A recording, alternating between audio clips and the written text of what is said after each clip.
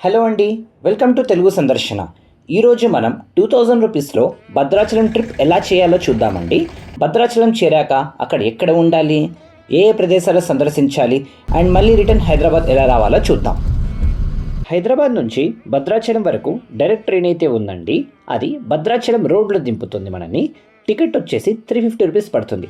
అక్కడి నుంచి షేరింగ్ ఆటోలో 60 రూపీస్ ఇస్తే వాళ్ళు మనని టెంపుల్ దాకా దింపుతారు. నేనైతే హైదరాబాద్ నుంచి భద్రాచలంకి డైరెక్ట్ బస్ అయితే తీసుకున్నానండి, ప్రైవేట్ బస్. ఇది 400 రూపీస్ పడింది, స్లీపర్ బస్ అండి.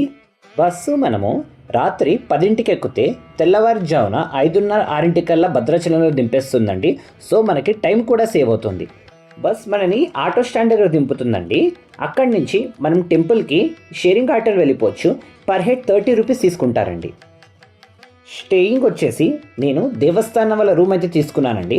ఆటో వాళ్ళని అక్కడ దింపమని చెప్పాను. సో వాళ్ళు మనని డైరెక్ట్ అక్కడే దింపేస్తారు. మనకి ఇక్కడ 2 ధర్మస్థలాలు అయితే ఉన్నాయండి. ఒకటి శ్రీ రామనిలయం, ఇంకొకటి వచ్చేసి మనకి సీతానిలయం అండి. నేను సీతానిలయంలో తీసుకున్నాను. రామనిలయంలో అయితే మీరు ఆన్లైన్లో చూడొచ్చు. దానికి రివ్యూస్ అంత బాగాలేదు, అందుకే ఇది ట్రై చేద్దామని దీంట్లోకి వెళ్ళాను. లోపలికి వెళ్ళగానే లెఫ్ట్ సైడ్లో మనకి బుకింగ్ కౌంటర్ ఉంటుందండి. రష్ లేని టైంలో వస్తే మాత్రం డైరెక్ట్ మనకి ఇక్కడ మనకి రూమ్స్ అయితే దొరికిపోతాయి, లేదా మనం ఆన్లైన్ సైట్లో తీసుకోవాల్సి వస్తుంది. కౌంటర్ దగ్గర రేట్స్ కూడా ఉన్నాయండి. మామూలు రూమ్ అయితే మనకు వచ్చి 600 పడుతుంది. మనకి ఒక ఏసీ రూమ్ కావాలంటే 1200 పడుతుంది. అంతేకాకుండా భద్రాచలంలో పాపికొండలు చాలా ఫేమస్ కదా, ఆ టికెట్ బుకింగ్ కూడా మనకి ఇక్కడ సౌకర్యాలు ఉంటుంది. మనకి సెకండ్ ఫ్లోర్లో రూమ్ దొరికిందండి. ఈ ధర్మశాలకి లిఫ్ట్ ఫెసిలిటీ కూడా అవైలబుల్ ఉంది. చూడండి, మనం రూమ్ అయితే తీసేసుకున్నామండి. ఇద్దరు కలిపి రూమ్ అండి, ఇది డబుల్ బెడ్రూమ్. ఈ రూమ్ మనకి 600 పడింది. ఓకే, ప్రైస్ వర్త్ రూమ్ ఓకేనండి. దీనికి బాల్కనీ కూడా ఇచ్చాడు. ఎదురుకుండా చూస్తే మనకు గోదావరి కూడా కనిపిస్తుందండి. ఇచ్చేటప్పుడు అతను నాకు సీ వ్యూ అని చెప్పించాడు.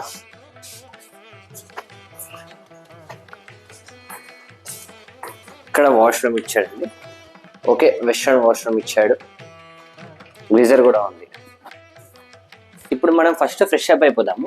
ఫ్రెష్ అప్ అయిపోయాక ఇక్కడ పక్కనే మనకి గోదావరి నది ఒడ్డు ఉంటుందండి. ఆ ఒడ్డుకి వెళ్దాము. చాలా మంది అక్కడ స్నానం చేస్తారు, కానీ మనం మాత్రం కొద్దిగా ఒక 3 నీళ్లు నెత్తిమి చిలకరించుకొని తర్వాత దర్శనానికి అయితే వెళ్ళిపోతాము. దర్శనం అయ్యాక తర్వాత ఏం చేయాలో అప్పుడు చూద్దాం. రూమ్ నుంచి బయటకు వచ్చాక ఇటు రైట్ సైడ్ వెళ్ళాలండి.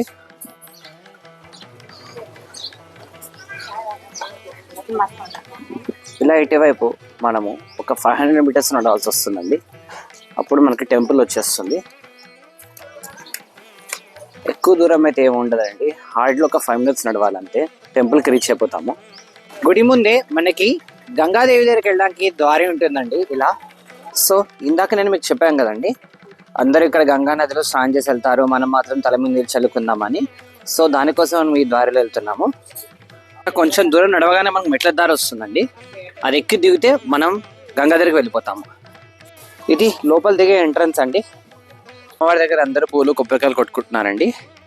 కొట్టాక ఆ పక్క నీటి దగ్గరికి వెళ్ళి స్నానాలు చేసిన వాళ్ళు స్నానాలు చేస్తున్నారు, తల మీద నీళ్ళు చల్లుకుంటున్నారండి. నేనైతే ఆల్రెడీ రూమ్లో ఫ్రెష్ అప్ వచ్చేసాను. సో ఇప్పుడు తలపై నీళ్ళు చల్లుకోవడానికి మాత్రమే వెళ్తున్నాను. వాటర్ అంతా బురదగా ఉందండి, వెళ్ళే వాళ్ళు కాస్త జాగ్రత్తగా వెళ్ళండి. స్నానాలు చేస్తున్నారు కానీ నీళ్ళు అయితే అంత బాగున్నట్టుగా ఏమి అనిపించలేదు. మనమైతే అనుకున్నట్టు కాస్త తల మీద గంగని చల్లుకొని వెళ్ళిపోదాము. బంకమట్టి అవడంతో మొత్తం జారుతుందండి. ఇంకోటి, ఇక్కడ ఆ చివరిన అటువైపు పిండ ప్రదానం కూడా చేస్తారంటండి. గంగాదేవిని దర్శనం చేసుకున్నామండి. సో ఇప్పుడు దర్శనం అయిపోయాక పైన నీళ్ళు చల్లుకున్నాం కదా, తర్వాత మీకు ఒక ఆంజనేయ స్వామి గుడి కనిపిస్తుందండి. ఆ పైన ఆంజనేయ స్వామిని దర్శించుకుందాము. ఇదేనండి నేను మీకు చెప్పిన ఆంజనేయ స్వామి గుడి. నేను వచ్చే టైంకి గుడి మాత్రం మూసేస్తుందండి. మీరు కనుక కరెక్ట్ టైంకి వస్తే పక్కగా దర్శించుకోండి. ఈ గుడి పక్కనే శ్రీ విశ్వేశ్వర స్వామి గణపతి దేవుడి గుడి ఉందండి. ఆ గుడిని కూడా దర్శించుకోండి. ఆ గుడిని దర్శించుకున్నాక మళ్ళీ మెట్ల దారిన మనం మళ్ళీ గుడి వైపు వెళ్దామండి. అక్కడికి వెళ్ళి రాముల వారి దర్శనం చేసుకుందాం. ఇటువైపేనండి. కొద్దిగా ముందుకు రాగానే మనకు టెంపుల్ కనిపిస్తుంది. అదే టెంపుల్ యొక్క ముఖ్య గోపురం అండి. అదేనండి దర్శనం వెళ్ళే దారి. ఇక్కడ 100 రూపాయలది మరియు ఉచిత దర్శనం 2 అవైలబుల్లో ఉన్నాయి. ఆలయం లోపలికి ఫోన్స్ అయితే ఎలా లేనండి. సో మీకు లోపల విజువల్స్ చూపించలేకపోతున్నాను. ఫోన్ ఇక్కడే బయట పెట్టేసి దర్శనం అయిపోయాక మీకు ఆ విజువల్స్ అని చూపిస్తాను.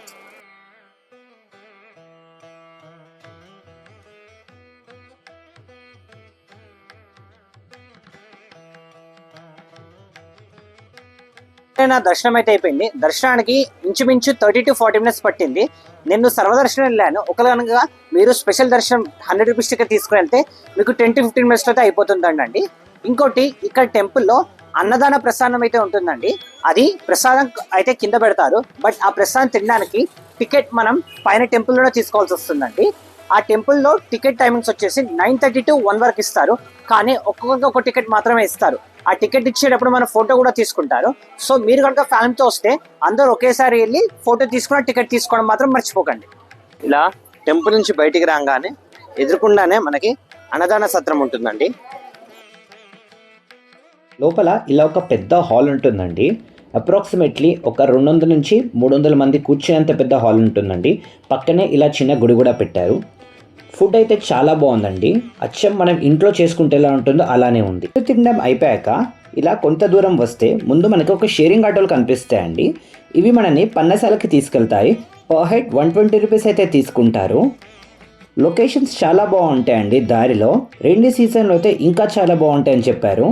ఫస్ట్ స్పాట్ సీతమ్మ వారు ఆ చీరలు ఆదరేసుకున్నారు కదా, ఆ స్పాట్కి అయితే మనం వచ్చేసామండి.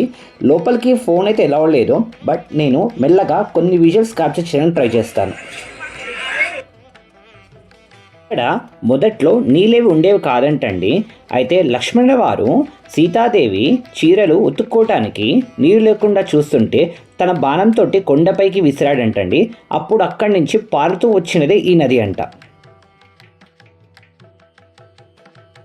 ఇక్కడ దర్శనం అయిపోయాక ఇక్కడి నుంచి ఒక 1 కిలోమీటర్ మనం మళ్ళీ జర్నీ చేస్తే పన్నశాలకైతే రీచ్ అయిపోతామండి.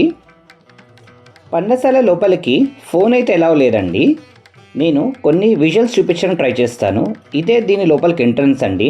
లోపలికి వెళ్ళగానే ఫోన్ అయితే తీసేసుకున్నారు. లోపల రావణాసుడు సీతాదేవిని ఎత్తుకెళ్ళినది బొమ్మల రూపంలో చిత్రీకరించి చూపిస్తారండి. చాలా బాగుంటుంది. ఆర్టిఫిషియల్ బొమ్మలైనా అవి రియల్గా ఉన్నట్టే ఉంటాయి. దీన్ని కూడా ఖచ్చితంగా మనం దర్శించుకోవాలి.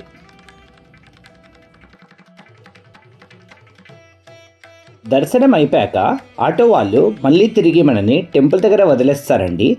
ఈ జర్నీ మొత్తం ఒక 3 to 4 అవర్స్ పడుతుందండి. రోడ్ అయితే అస్సలు బాగుండదండి. చిరాకేసేస్తుంది. అసలు చాలా టైర్డ్ అయిపోతాము. దీంతో మరి డే 1 అయితే ముగుస్తుందండి. టెంపుల్కి రీచ్ అయ్యాక మళ్ళీ మనం షేరింగ్ ఆటోలో బస్ స్టాండ్ వరకు చేరుకుని అక్కడ బస్ ఎక్కేసి హైదరాబాద్కి అయితే రీచ్ అయిపోవచ్చండి. నేను మాత్రం స్టే కంటిన్యూ చేసి డే 2లో పాపికొండలో ఒక విహారయాత్రని చేద్దాం అనుకుంటున్నాను. ఇప్పుడు మనం ఎక్స్పెండిచర్ చూద్దామండి. బస్సు మీరు సీటర్ తీసుకుంటే 300 రూపీస్ పడుతుంది. So up and down 600 rupees. Auto up and down 120 rupees. Room వచ్చేసి 600 రూపీస్. ఫుడ్ ఎంత తిన్నా కూడా 500 రూపీస్ దాటదండి. పన్నశాల 120 రూపీస్. సో మొత్తంగా టోటల్ 2000 కూడా అవ్వదండి. దీంతో మన డే 1 కంప్లీట్ అయింది కదండి. రేపు మళ్ళీ ఇంకో వీడియోలో మిమ్మల్ని పాపికొండల ట్రిప్లో కలుస్తాను. అంతవరకు థ్యాంక్స్. ప్లీజ్ ఈ వీడియోని లైక్ అండ్ సబ్స్క్రైబ్ చేయండి.